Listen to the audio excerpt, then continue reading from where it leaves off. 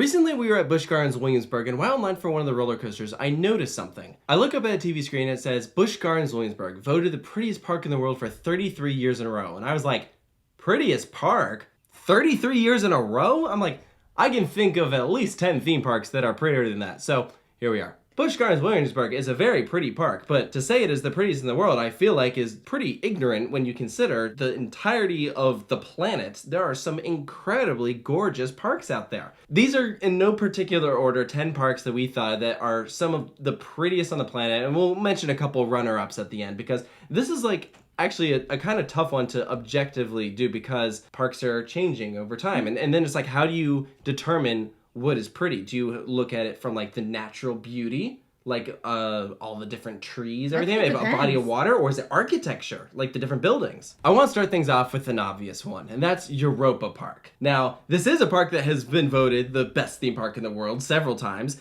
and that one I do understand. I can see why people would do that, but when you look at the architecture and just like the theming around that park, what they managed to pull off there is incredible. Next up on the list is one of only 2 U.S. parks that we put on this list, but I think it's very, very deserving, and that is Disney's Animal Kingdom. Yeah. Oh my gosh. Jeez. Like, you talk about completely immersed in the park. Like, this is the natural landscape at its finest. What's crazy about it is when you look at what they did here, this was literally swampland prior to this. Like, it's all artificial, but it looks like it has always been there. They just carved a theme park out of this. Like, you would never know that they built this whole thing from the ground up. Yeah, absolutely. And there's so many different opportunities to be around, like, animals in, like, very natural-looking habitats. It's a full safari. Absolutely. Yeah. And then Pandora. Oh my gosh. World Avatar. Talk about, like, the most beautiful theme park land ever. Yeah, it's unbelievable. Like, the whole place is just so picturesque. Except for, dinosaur land. Yeah, that was Dinorama. like, does that take away from its like overall score? I just pretend it doesn't exist. I try to pretend that area doesn't the ride exist. is so good, Dinosaur. I think because Disney knows how bad it is and that they have immediate plans to do something about it. They are forgiven. Like, yeah, I can look past that. I mentioned Europa Park. Let's go back to Germany to Tripsdrill. This is like a family theme park, and it has some of the most pretty landscapes that you ever see. I mean, just tons of flower beds, much like Animal Kingdom, kind of immersed in all the different trees there. You have some beautiful hillsides that you're in the park and you see like a literal castle on top of a hill. And also talk about like the architecture and just like being a very quirky place. Like, it's so, like, whimsical is, like, a word that I would use to describe that place. You don't have to ride anything in order to enjoy that park. But if you do, everything's very well themed. Like, I remember doing Caraco. I, like, was blown away by how cool the theming was there. Oh, yeah, totally. No, and everything's like that. The bathtub log flume. Oh, yeah. I mean, they have some weird naked stuff. Ladies. The naked ladies, yeah. But, no, it's a stunning park. Like, I love visiting that place. And we decided to save the most obvious one for 4th on the list. That is Phantasialand. This is actually an interesting one when you think about it because, like, while you have, like, nature that's very much involved in these other parks that we've mentioned, this one, you are surrounded by buildings the entire time. Like, you don't see any of, like, the world around you. The attention to detail going above and beyond. They did not have to dial it up to 11 for every single inch of this park, but they did, and it works so well. And I think what makes it so cool is that, like, most parks do themed lands, like, they have, like, a Western land. They have, like, lands themed to different IPs or, like, things like that. And they decided to go the route of, like, let's come up with lands that are not attached to anything, that are just sheer out of our creativity. Like, granted, they do have some country areas. Yeah, they do. They have, like, Mexico and stuff. Yeah. But, like, I'm thinking, like, Rookburg. I'm thinking, Klugheim. Yep. Like, they aren't attached to anything. They were just purely imaginative. You can only get it at Phantasialand. It's not rooted in reality. It's not rooted in IP. It's just magic. You'd step foot in Rookburg, and you're just like... Oh, yeah, you're enamored. I bet we could find a piece of footage where we're literally I literally know what you're exactly talking about, yeah. I mean, yeah. You can't help it. The second U.S. park that we want to throw out there is Silver Dollar City. Talk about just a stunning theme park. One of the most well-themed parks that you've ever experienced. Wouldn't you say, Sarah? I don't like you. All the buildings are so incredibly well detailed, and it's one cohesive theme. Like, everything just blends together, and then you get to some areas where you see the Ozark Mountains. Like, I think about that wildfire overlook, like, where you just see how stunning everything is. What they managed to achieve with that place is just incredibly unique, especially when you also factor in that that park is literally built on top of a natural cave. That you go down all these steps underneath the theme park, and you're immersed in that. There's caves everywhere. Name another park that has a cave like the Marvel Cave at Silverado City. I know Glenwood Caverns has one, but it's not like it's not the same. You haven't been there either. What's your point? Next on the list, it was actually the kind of first park I went to in Europe. I mean, unless you count Tibidabo, okay. Second park I went to in Europe. Portaventura. Yeah. Oh my gosh. That place is just like so beautiful. It's an enormous park. And every inch of it looks great. It's well themed. And like everything. Like, I love the China section at the back where you have Shambhala and Dragon Con and everything. Like, the path is literally the Great Wall of China. And here's something that I cannot stress enough is that they picked nice colors for their roller coasters. Mm-hmm. So many parks, I swear, they intentionally pick ugly colors. Yeah, like Six Flags Great Adventure with Nitro. Oh, like, whoa.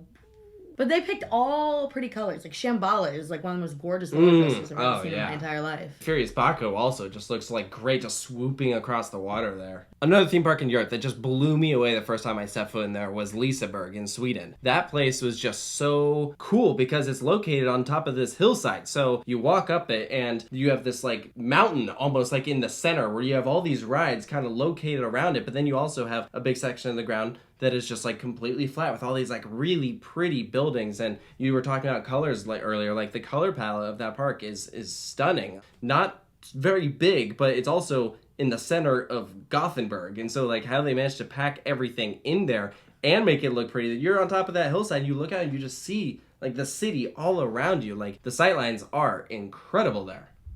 I have no input, but I'm not as mad about this one. Naturally, we're going back to Disney another time in this video because how could you not? I mean, with a budget like that, you're going to have beautiful parks. And when they were making all their different parks, there was one in particular that they were like, beauty is the most important quality for this park.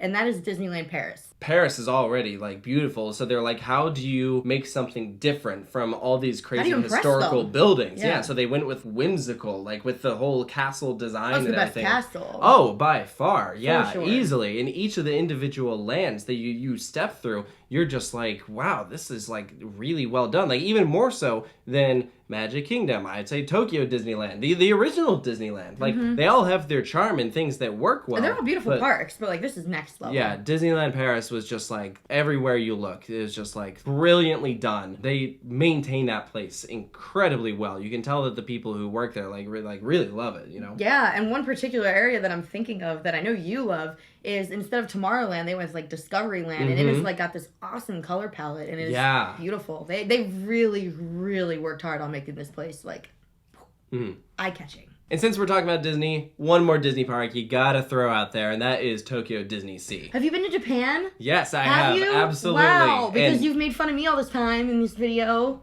Japan is a country, and you've been to it, and that's cool, I guess, actually. This is a terrible insult. I know, damn. Other than Phantasialand, I think this is the other park that you could really make a strong argument for it being the prettiest park in the world. Like, I'm sorry, you just compare this to Busch Gardens Williamsburg. Like, it's just not, like, it's nowhere close. Like, what, are you Pantheon's Plaza versus the big volcano? Oh, I mean, come on, you know?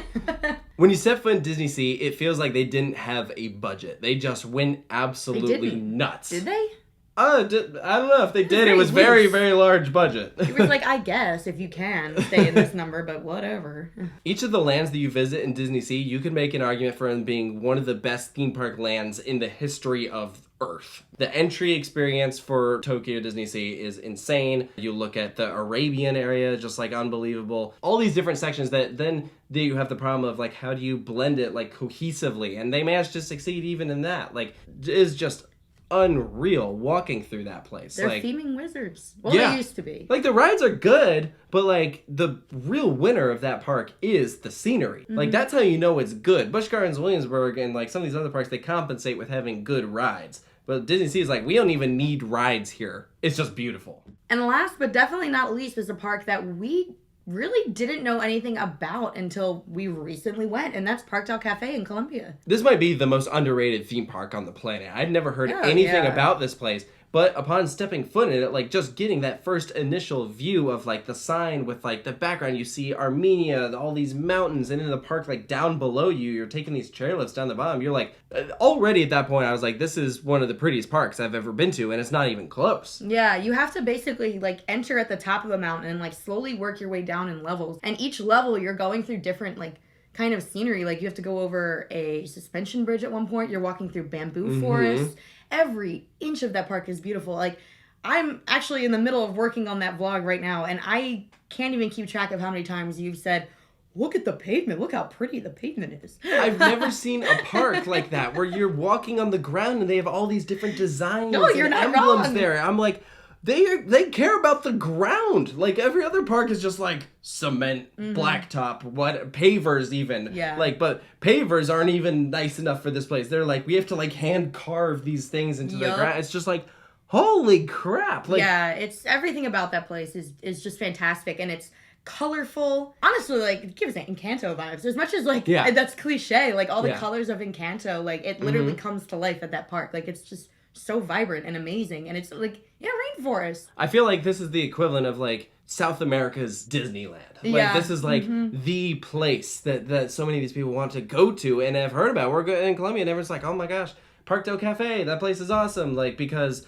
they know, like, it has a reputation. It's just like one of those places that you walk through and we're just like, oh my gosh. I definitely underestimated it when we were going. Like, I knew it would be nice because of the location, but I don't think I realized exactly what we were walking into. And like, I would recommend this park to anybody. Anybody. And unlike places like Phantasialand that rely exclusively on architecture and being stunning with their theming, Parque del Cafe relies almost exclusively on the natural beauty of that area, and it works. It works so well. And that's not to say that they're, you know, the theming elements they do have are not they nice. do look great, but like they're nice. The real beauty here, I feel like, is in the location. And the experience. It is a beautiful experience there. Like, you are like, you get to be a part of, like, being in a theme park, which is obviously something that we both enjoy, and I'm assuming all of you do as well. But you're also, like, in touch with the natural world, and, like, it doesn't really get better than that. Yeah. So there's our 10 that we thought of, but we'll give a few shout-outs to some runner-ups. I gotta, of course, mention Islands of Adventure. Beautiful theme park just over at Universal, what they did there. Easily the prettiest Universal park. One park that I put on, like, our honorable mentions list was Far Up Summerland.